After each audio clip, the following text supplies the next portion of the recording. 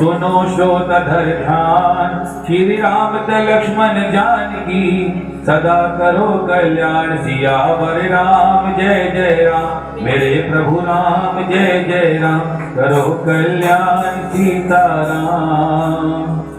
आते हैं कार्तिक मास कथा का 15वां अध्याय प्रारंभ।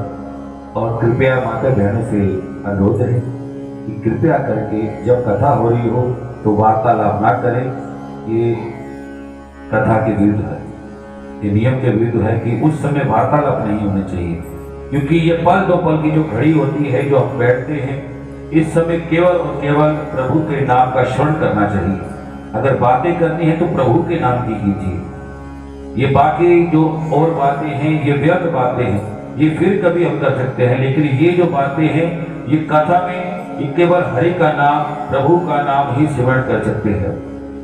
बोलो श्री विष्णु भगवान की जय।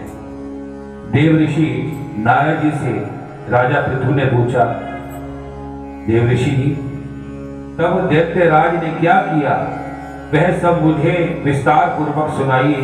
देव ऋषि नारद जी बोले, उसके चले जाने पर जलंधर ने अपने राहु नामक दूत को बुलाकर कैलाश पर जाने की आज्ञा दी और कहा कि वहां पर एक जटाधारी शंभु नामक योगी रहता है, उससे मेरा ऐश्वर्य कहकर उसकी सर्वांग सुंदरी भागनी को मेरे लिए मांग लाओ। तब उन वचनों को सुनकर वह दूत शिव के स्थान पर पहुंचा, परंतु नंदी के उसे सभा के भीतर नहीं जाने दिया। तब वह अपनी उग्रता के शिव की सभा में चला गया और शिव के आगे बैठकर उनकी आज्ञा ले सब वह संदेश को कह सुनाया जो दैत्यराज ने उसको कहा था।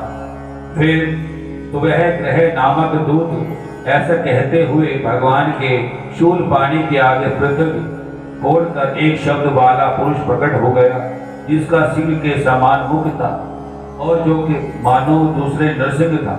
वह दौड़कर राहु को खाने चला। राहु बड़े जोर से भागा, परंतु उस पुरुष ने उसको पकड़ लिया। उसने शिव के शरण ले ली, अपनी रक्षा मांगी। शिव जी ने उस पुरुष को राहु को छोड़ देने के लिए कहा। तब उसने कहा कि मुझे बड़े जोर से भूख लगी है, मैं क्या खाऊं? महेश्वर ने कहा, यदि तुझे भूख लगी है तो शीघ्र ही अपने हाथ पैर मांस भक्षण कर ले।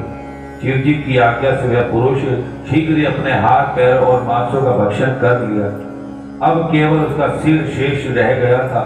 तब उसका ऐसे कृत्य करके शिव जी ने प्रसन्न होकर उसको अपना आज्ञा पालन कर जानकर उसे अपना परम प्रिय गण बना दिया। बोल शंकर भगवान की जय। और कहा कि मेरी पूजा के समय अब तेरी भी सदैव पूजा रहेगी, और जो तेरी पूजा नहीं करेंगे वह मेरा प्रिय नहीं होगा।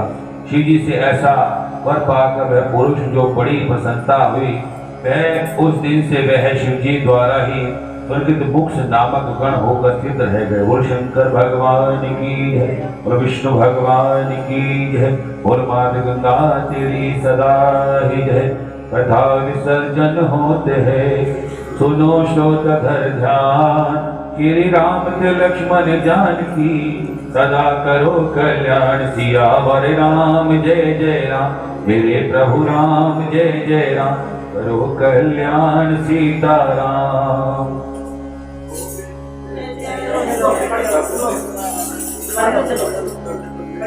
पीछे दूसरी कथा बोली थी मैं। ये जो हम कथाएं सुनते हैं, करते हैं, श्रवण करते हैं, इससे क्या फल प्राप्त होता है? इससे क्या फल प्राप्त होता है? इससे हमारे जो आंतरिक, जो हमें काम क्रोध मद लोभ जो हमारे घेरे रहते हैं, इससे हमें मुक्ति मिलती है। प्राणी की 4 अवस्थाएं ऐसी होती हैं जिस समय उसके ये 5 दुश्मन जो है वो दूर रहते हैं। काम क्रोध मद लोभ मोह जो है ये उससे दूर रहते हैं। पहली अवस्था है गर्भ। जब जन्म प्राणी लेता है, माँ की गर्भ में होता है, उस समय उसको अपने 100 जन्म पिछले याद आते हैं कि मैंने इस जन्म में क्या कार्य किया। जब भीष्म पितामह जी बाणों की शैया पर लेटे हुए थे, उस समय भगवान श्री कृष्ण जी उनके पास आए। उन्होंने कहा कि हे कृष्ण, मैंने अपने पिछले शत जन्मों में ऐसा कोई कार्य नहीं किया जिससे मेरा ऐसी दुर्गति हो सकती है। तब उन्होंने कहा कि आप पुनः उसको स्मरण कीजिए।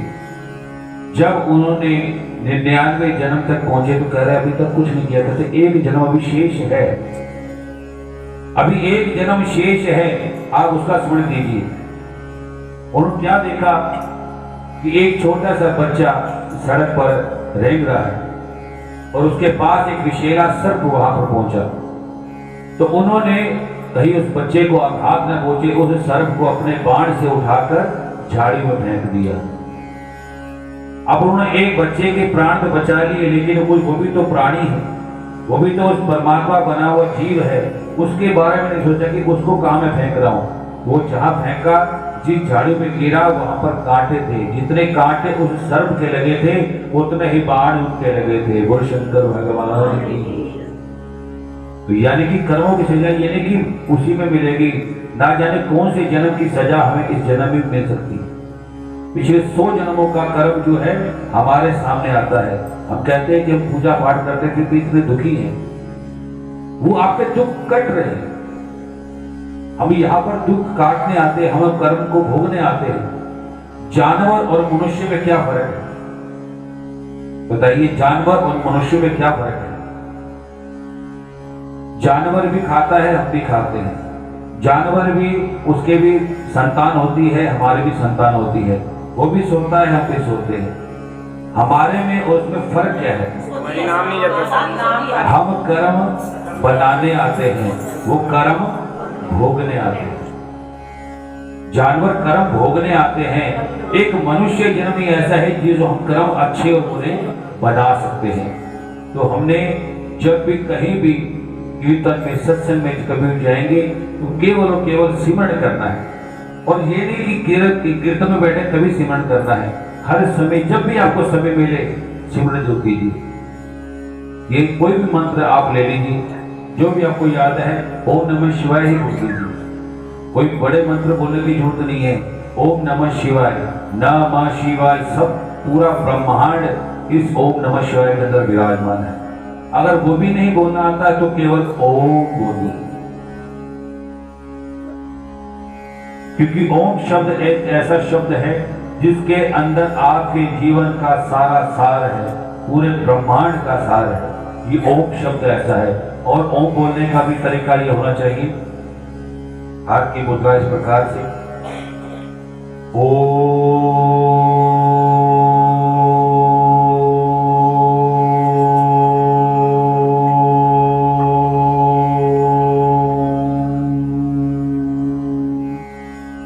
हमिंग अंदर जानी चाहिए। जितना लंबा मैंने कि उससे लंबा भी आप कर सकते हैं, उससे छोटा भी कर सकते हैं, जितनी श्वासें हैं उतने हिसाब से। लेकिन उसकी जब तक हमिंग अंदर नहीं जाएगी, आपकी वाइब्रेशन अंदर नहीं होगी, तो आपको उस पर बात का ज्ञान नहीं होगा। बोल शंकर भगवान की जय।